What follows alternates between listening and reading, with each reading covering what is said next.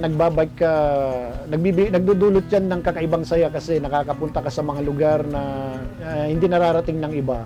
Malayo kang matransferan ng sakit. Okay, I'm Jel Marcos, 13 years nang nagbabike at taga Baguio. Until now, nagbabike pa rin. 'Di ba? Yung hindi nararating ng kotse, mararating mo kasi kapag yan sa mga bulubundukin na din napapasok yan ng mga sasakyan. Ikaw napapasok mo siya. Parang ano yan parang nagji-gym ka rin, no pain no gain. Kaya kailangan habang napapagod ka, kailangan i-enjoy mo yung ride. So kailangan maging maging practical din, 'di ba?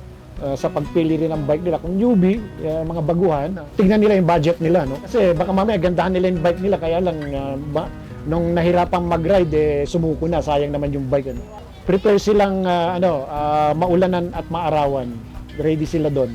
Well, compare sa nagra-ride din ako sa baba sa Tagaytay, Laguna, naglulup kami.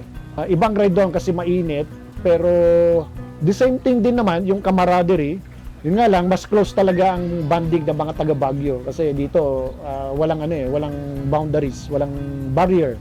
Magkakilala at magbabarkada, kaya yun ang kagandahan. Yung mga gustong magbike, mag-invest na kayo ng inyong bisikleta dahil maganda yan sa kalusugan at sa kaisipan ng tao.